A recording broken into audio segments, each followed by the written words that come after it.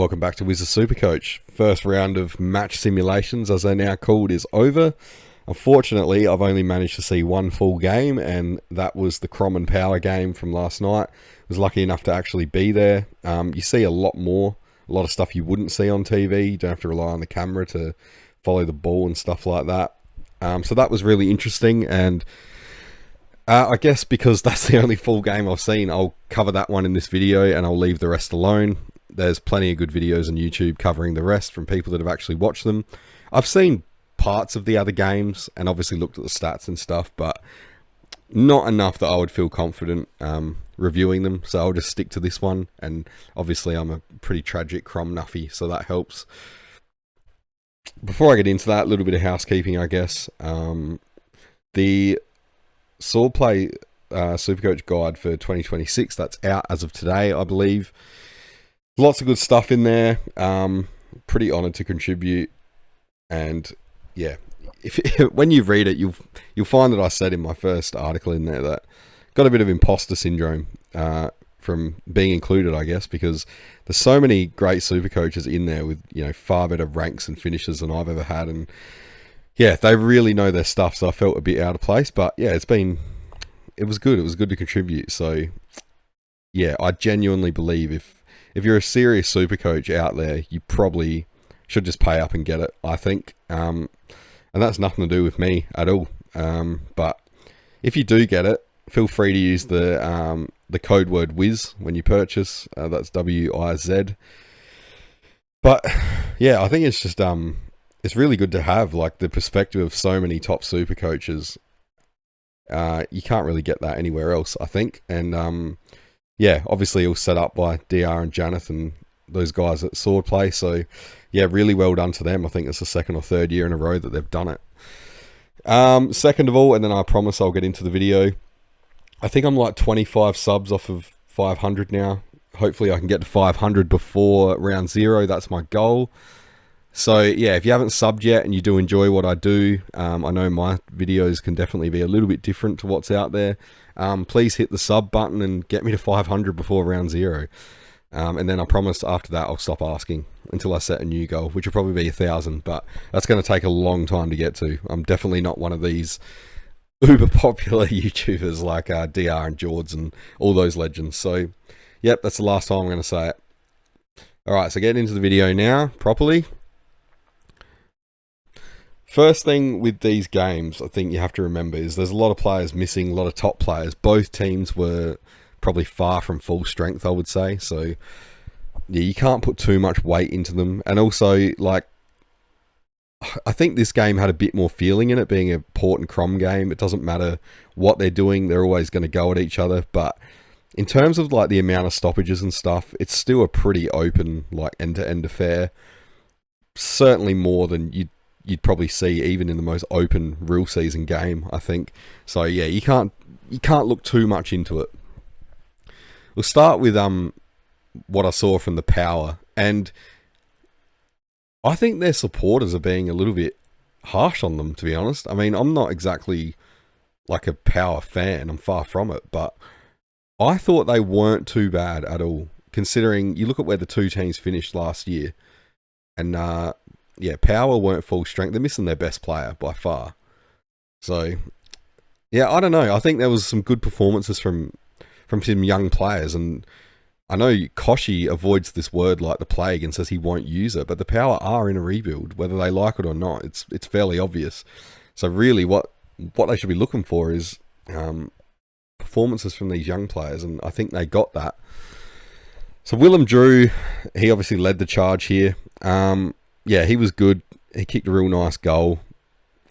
He's pretty up and down though. So in terms of Supercoach, like, I don't think we're looking there unless there's like a massive injury crisis in the Port midfield. Rosie just did what he did. He didn't look like he really got out of second gear, and it breaks my heart that he plays for the Power after coming. I'm pretty sure he came through the Crom Academy. Anyway, there's a photo out there of Rosie with a Crom Guernsey on, and that one hurts.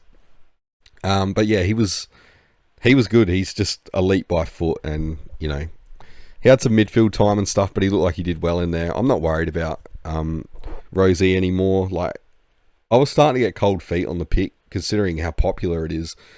And I thought if there's going to be mid-time, like, it could hurt his scoring and stuff. But he's just absolutely the man. They want the ball in his hands at all times. He's just, he's that good of a kick. It makes sense.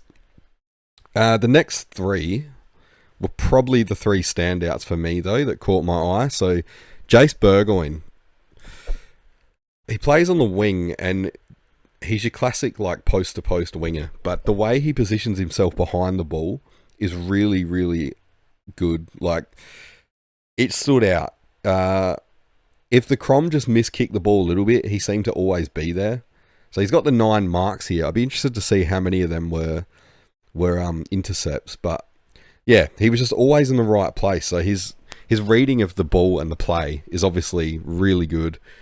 I think they've got a top player in the making there. I don't know when that's going to translate to like a Supercoach breakout. It could be this year. It's kind of too hard to tell because I don't know where he's going to play. Like, is he going to stay on the wing or is he going to go to half back?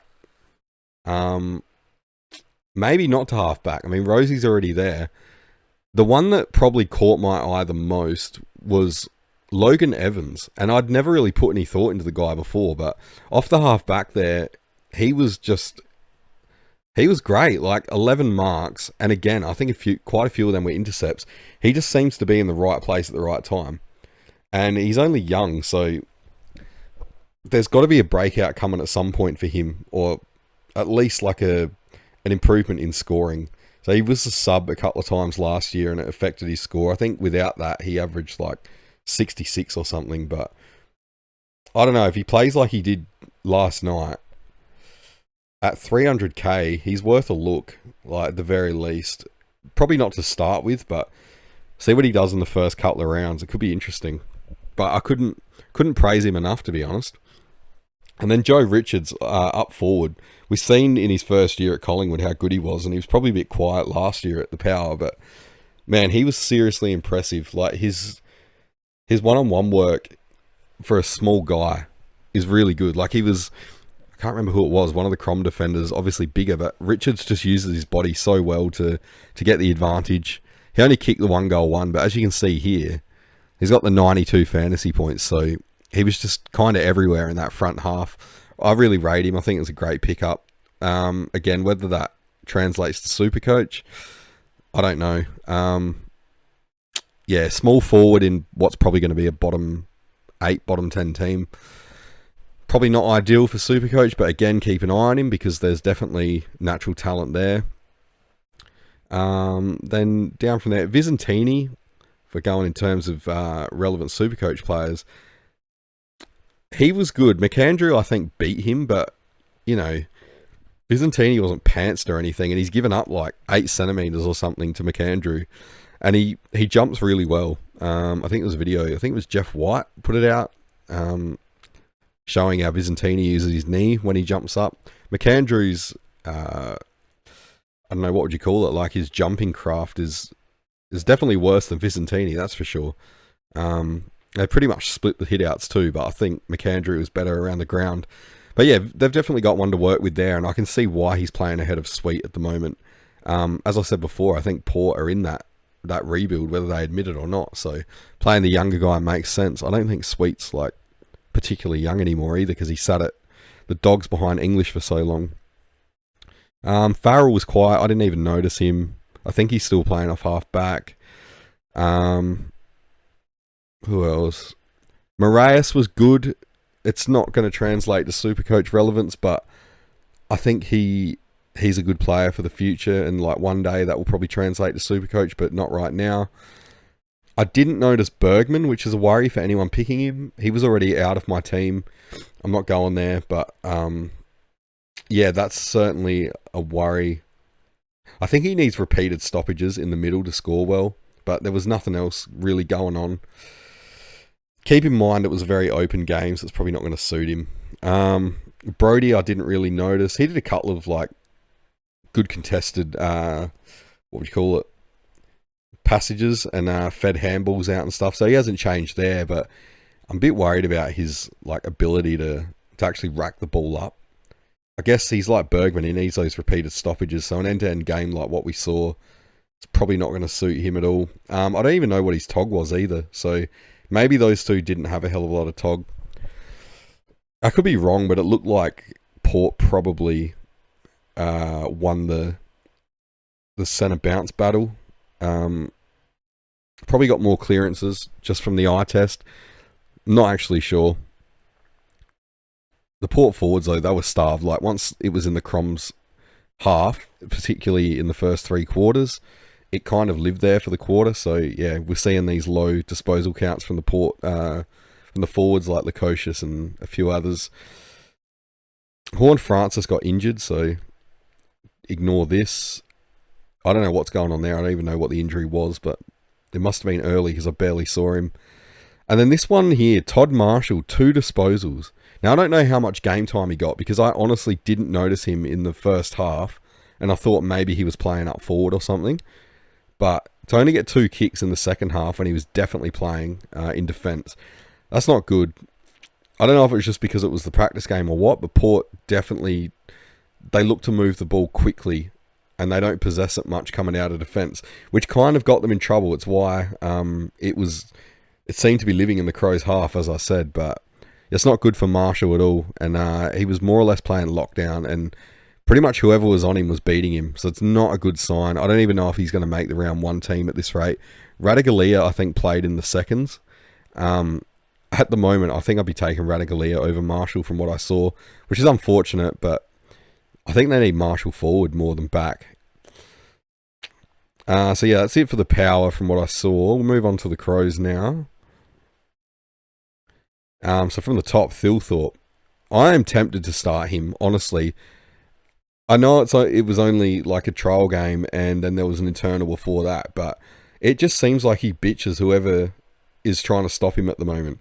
Like, at the very least, he gets his hands to the ball every single time and brings it to ground, and they seem to get scared, like, when he gets his hands to it and end up infringing on him in some way. And he's turned into quite the accurate kick. I know there's the 2 behinds there, but yeah, for the first 5, like, he couldn't miss. I think the 2 behinds were at the end. So he's got to be considered. Can't remember who it was the other day. Was it the Phantom maybe put out his top 6 forwards? Thilthorpe wasn't even mentioned, which I find crazy. Now, the reason why I picked him last year and started him, he's the number 1 forward for the Crom in terms of attacking plays. They go for him every time. You can see it now even more so. They're not really worrying about trying to hit up the perfect lead or anything if it's not there. They just bash it to the top of the square and they let Thilthorpe bring it to ground. He's very hard to stop. Like, you can tell that the Power knew that Crom were going to do that, but even if you know what they're going to do, how do you stop it? That's the thing. So yeah, Thilthorpe looks amazing up the ground in the ruck. I think he played a little bit of midfield again. He's just a freak. Like, it's not me gushing as a Crom supporter. I think he's every bit as good as Darcy, and I'm sick of him getting overlooked. Like, below the knees, Thilthorpe's amazing. Like, yeah, I'll stop there before you think I'm just being biased. But seriously, stop sleeping on Thilthorpe, and definitely in terms of Supercoach. If I'm not starting him, I'm 100% going to be looking to get him in as an upgrade. Worrell was really good, no surprise. He's an All-Australian now, I believe. So yeah, he just did what he did. Texas still got it. I saw some Crom fans suggesting that he's probably not best 23 anymore. I think that's the biggest load of shit I've ever heard. Like, for structure alone, he is so important, and he's still playing well. Like, he's probably going to give you 2 goals a game. How many forwards in the AFL average 2 goals a game? Like, there's not that many of them. So yeah, I wouldn't be too critical of the old Tex. His ability to find space, despite being about as quick as I am, is yeah, it's impressive. Miller looks to be that distributor off half back now. Like, I don't think it's Laird. Laird, as we know, is not the safest kick. He's not the most attacking kick. But yeah, Miller got a lot of it. He's kind of that quarterback, which we've never really had. So keep an eye on him, although I don't think he's going to be a pick. McAndrew, obviously, is the one that everyone's talking about. So lock him into your side. I was skeptical at first. I thought, when it comes to the crunch, they'll probably just go with Rob. But nah, McAndrew, I think it was the first couple of minutes, he took a massive grab out on the wing and then another big grab at the top of the goal square. I think he yeah, he missed the goal, unfortunately, but that's Ruckman for you. He's got the ability to clunk him. Like, he's 210 centimetres or something like that. Like, he's as big as Max Gawn. So, yeah, if you pick him, he's going to make you enough money, provided he plays. I cannot see Rob getting his spot back at this rate unless McAndrew falls into a heap. And they're not going to play them both together. I'd be very surprised if they did, because neither of them are really the greatest forward around, especially Rob. Which opens the door for someone else, which I'll get to later. There's a smoky for round 1, I think. Braden Cook, I've seen a few talk about him. Yes, he got a bit of it coming off half back, particularly in the second half, but his kicking is quite suspect. Like, he'd take a kick in and kick it straight to the Port player. And I mean, it's a routine kick, so, you know, he doesn't look entirely confident. He did some really good stuff as well, but I don't think he'll play round 1. I just think with, like, Hinge and Cumming not playing, they're probably going to take that spot. The other one down there that's probably a better chance, even though he doesn't play the same role, is Hugh Bond. He looked alright, although Richards got the better of him a few times. Then Chase Jones. This is an interesting one. So, obviously, Curtin's out, so they're going to need someone on the wing. Keep in mind that Hinge and Cumming are out, as I said, but they may play round 1. I think I can see Jones getting a round 1 spot, but past those first few weeks when, you know, after Curtin comes back, is it Jones that's going to get pushed out? He looked like he was using the ball well and stuff, but I think the knock on him has always been that he can really go missing, and he's not that great at winning his own ball. So he looks like he's bulked up a little bit. Maybe that will help. Just not entirely confident that he's going to hold his spot long enough to make the money. Like, he's dirt cheap, obviously. I think he's 119k midfielder. But yeah, will it be long enough? Like, we know he can score. He went on a wild run in, like, 2024, something like that. Yeah, so he definitely can score. It's just he needs to stay in the team. And I don't know. I don't know if it's going to happen. He's looked good in both trials so far, like the internal and this one. But again, they're missing players that play the same role, so I don't know. Laird didn't do much. I guess he didn't really have to. Still interested in him as a pick, but he's not on my team currently. I'm looking for that Blakey replacement, and to be honest, I'm probably off McKercher a bit. That's probably an unpopular opinion, but I don't know. I'm not sold. I kind of want to go the guns and rookies route. Yeah, I don't know. So Dawson, he only had like 30% CVAs, I think. It's pretty obvious what Nix was doing.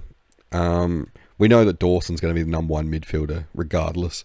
So I think he's just trying to run the others through there, give them more opportunity and see what sticks, because that's our problem, is like, who is our third, who is our fourth.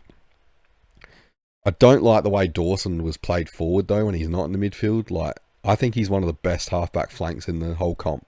He's got that damaging foot when he's in space. He can intercept as good as anyone, and yet he keeps being used as like this hybrid third tall forward. And, you know, look at the return here. He only played a half, but we got 2 points out of him. So he's being wasted. That's my point. I would 100%, like, if the Crom had a better midfield, I'd have him starting at halfback and not even starting in the middle. Rochelle was good. I think his minutes were managed a bit from what I could see. He went to the bench a lot. But he's always going to be that burst player. I don't think he's got the biggest tank yet. But when he was in there, he looked really good. He was involved in everything. He does, you know, really impactful stuff. And as we know, that can be really good for Supercoach scoring. You don't need to get like 40 possessions a game. When he is on the half forward, he kind of pushes up and plays as that extra mid anyway. He gets a lot of the ball. I'd be quite confident. Like, he's not in my team, but if you are looking at picking him, I wouldn't be too worried. Like, I think he'll do all right. I think he'll average like 85 plus at the worst. So, yeah, there's that. He's probably going to have big games. I don't think he's going to have absolute floor games or anything, so that helps. I just think there's better options around, that's all. Or at least safer options. Yeah, Berry's another one. He did some good stuff, but he was fairly quiet. Not sure how much he actually played. He's definitely gotten better at exploding from for the centre bounce and stuff though. Quite like that, but I don't know if he's too reliable just yet. I also feel that he definitely gets a real rough trot from the fans and stuff. Like, he's really not that bad. I think they forget how young he is as well. Okay, so Toby Murray. This is the one who I think is a smoky for round 1. Beyond that, I don't know. But if he plays, and he looked good in the internal, and he looked quite good here. So he had 8 possessions against Port. 8 hitouts. So as that second ruck, I can see him getting games. Like, if Walker's being rested, and it's going to happen this year, I think Murray's the man. Problem is he going to string enough games together? So if they want to keep Thilthorpe a full forward and not have him as second ruck, I think Murray plays, but it just depends. Like, if they're happy to have Thilthorpe in the ruck, or a second ruck, I should say, yeah, Murray's probably not going to get a go. But I think he'd score all right if he gets a full game and stuff in that role. I quite rate him. I think he was good. Out of all the reserve forwards that we've got, he probably looks the best. Like, I think he's ahead of Maley for sure, and guys like Welsh and that. Saligo was on managed minutes. I think he only played right towards the end. And yeah, he looked a bit off the pace, but I'm sure probably be alright. I don't know if he plays round 1. Probably will, to be honest. But yeah, that's about it. As I said before, just keep in mind, like, there's players missing. You can't read too much into it. I wouldn't read into the scoring even, unless it's like Marshall, who had 2 disposals for the however long he played. That's not good. Just, I guess we'll talk quickly about what's going on with the ruck situation. So I stressed last video that you should be holding firm, and I still think you should be. Like, I'm doing it myself, but yeah, I'm getting a little bit paranoid. I've seen a lot of stuff. I think a lot's being made though of these centre bounces. Well, when you think about it, there's not that many of them in a game that I think it's going to affect players scoring too much. We're just seeing these like free-flowing games with not many stoppages. We know what it becomes when the season starts. It's like we might get a few weeks of the more open play, but it always inevitably reverts back to being stoppage after stoppage. So yeah, I think just hold out until we see something concrete. Like, I'm not going to be changing my opinion until I see round 0. If round 0 is like an open game and, you know, some of the top ruckmen, let's say Grundy or someone, if he's not scoring well, who else plays in round 0? Yeah, I don't know. I'll judge it off that. I just wouldn't be losing my head right now. And I see some people they're jumping off the top rucks and stuff and going for like rookie R1 and 2. I can see the merit behind it, but Jesus, it's going to backfire if not too much changes in terms of the big boys scoring. Outside of that, I guess just back your gut at this point and try and back in what, you know, the theories that you had before these practice games. You got to try and stick fat with them. My advice would be, and I rarely give out too much advice on this channel, but if you're seeing something that's catching your eye, it's fine, but I wouldn't be changing my team up because of that alone. Like, go and find some stats that back it up, or, you know, you want to find something to hang on to. You don't just want to be seeing, like, I don't know, a random player do really well in a trial game and think, yeah, they're going to have a great season when there's not really anything to back it up yet. So yeah, just avoid the knee-jerk reactions and it should be fine. So that's about it. Yeah, remember to get on that sword play season guide. Remember the code word WIZ. And yeah, hit that subscribe button. I'm nearly there, almost to 500, and then I promise that's it. I will never bother you again for subscribing. So yeah, hope your pre-season going well and you're enjoying the practice games. It's pretty nice to watch them after 6 months of being footy starved. But yeah, footy is definitely back now. So yeah, keep enjoying that because I know I am. I will make another video hopefully tomorrow. And yeah, I'll catch you in that one. Cheers for watching.